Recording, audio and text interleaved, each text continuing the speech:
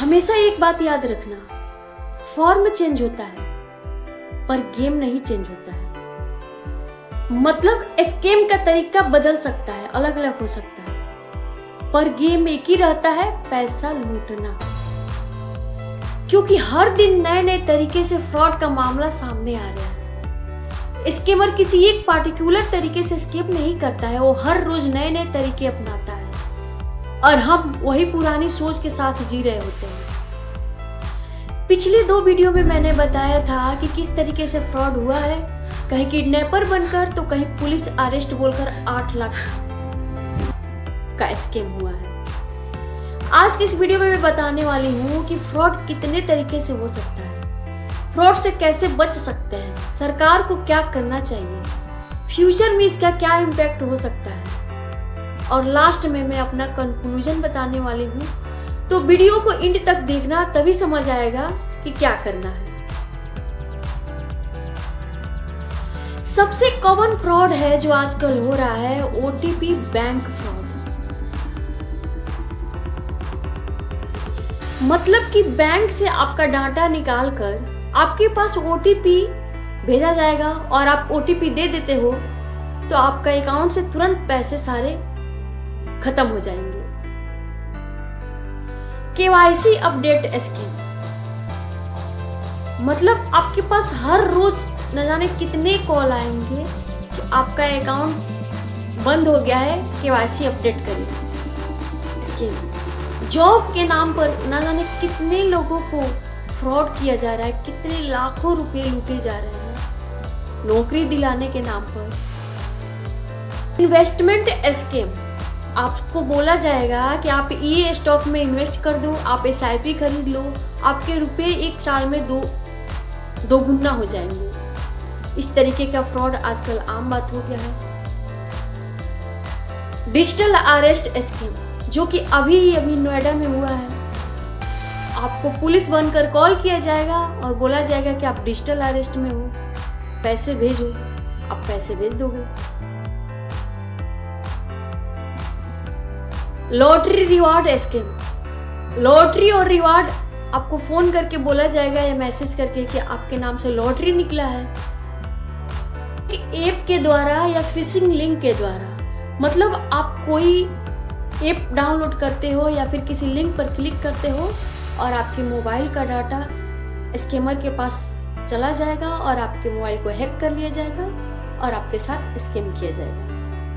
तो स्कैम से बचने के लिए सिर्फ 3 रूल याद रखो। ओटीपी, कभी भी ओटीपी शेयर नहीं करना है, अर्जेंसी नहीं दिखाना है, और नॉन, पहले वेरीफाई करना है, बाद में कोई जानकारी देनी है। और सबसे पावरफुल लाइन जो बता रही हूं, स्कैमर हमेशा जल्दी में होता है और स्मार्ट इंसान कभी जल्दी नहीं करता। और हमारी सरकार को स्कैम रोकने के लिए क्या क्या करना चाहिए? Faster cyber crime response, fast जांच शुरू कर देनी चाहिए। स्ट्रॉन्ग डाटा प्रोटेक्शन लॉ बनानी चाहिए, जिससे कि किसी का डाटा इजीली लीक ना हो, कोई डाटा बेच न सके, कोई data digital personal data protection act 2023 campaign चलाना चाहिए। स्ट्रिक्ट पनिशमेंट सिस्टम रखना चाहिए। अगर कोई फ्रॉड करते हुए पकड़ा जाता है तो उसके साथ जो पनिशमेंट होना चाहिए स्ट्रिक्टली होनी चाहिए। जब तक सिस्टम फास्ट नहीं होगा, स्कैम रुकने वाला नहीं। और अब मैं बताने वाली हूँ कि फ्यूचर में स्कैम का क्या इम्पैक्ट पड़ सकता है। आने वाले टाइम में स्कैम और डेंजरस होने वाला है। AI voice cloning, deep fake video call, इन AI के द्वारा जो फ्रॉड किया जाएगा, जो हो रहा है, उसमें सच और झूठ निकालना मुश्किल हो जाएगा। और लास्ट में मैं अपना कंक्लूजन बताने वाली हूँ।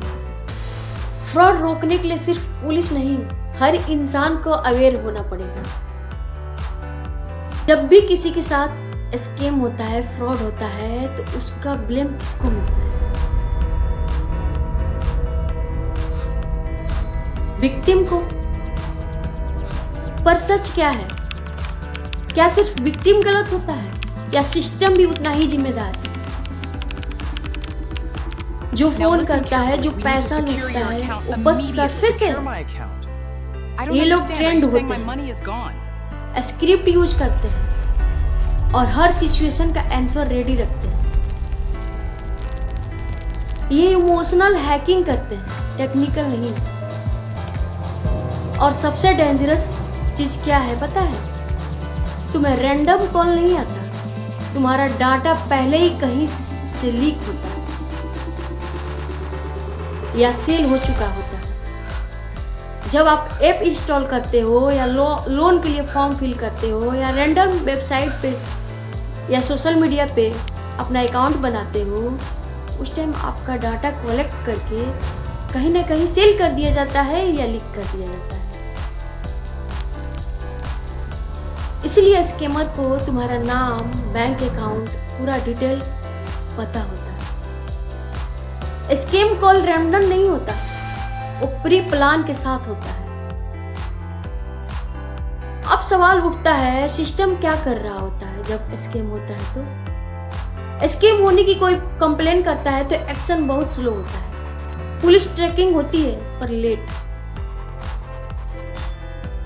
एक बार अकाउंट से पैसा कट जाता है तो रिकवरी मुश्किल होता है। जब तक सिस्टम रिएक्ट करता है तब तक स्कैमर ऑलरेडी 5 स्टेप आगे होता है। कंपनीज डाटा कलेक्ट करती है पर प्रोटेक्शन उतना स्ट्रॉन्ग नहीं होता है। सबसे शॉकिंग चीज ये है, जब किसी के साथ फ्रॉड होता है तो लोग उसी को ब्लेम करते हैं, तुमने ही गलती की होगी। उसका परिणाम क्या निकलता है? लोग शर्म के मारे रिपोर्ट नहीं करते हैं। स्कैमर और स्ट्रॉन्ग हो जाता है। फ्रॉड से ज्यादा डेंजरस है उसके बाद की चुप्पी। सच ये भी है, अवेयरनेस की कमी भी एक रीजन है, पर पूरा ब्लेम विक्टिम पे डालना अनफेयर है। तो जिम्मेदार कौन है? स्कैमर भी, सिस्टम भी, या कंपनीज भी, या सोसाइटीज? फ्रॉड एक इंसान की गलती नहीं, एक पूरे सिस्टम की फेलियर है। अब आप कमेंट बॉक्स में कमेंट करके बताओ, स्कैम के पीछे का जिम्मेदार कौन है? और लास्ट में मेरा एक सवाल है आपसे, अगर आपके पास कोई AI फ्रॉड कॉल आए तो आप क्या करोगे? पैनिक करोगे या सोचोगे? कमेंट बॉक्स में कमेंट करके बताओ।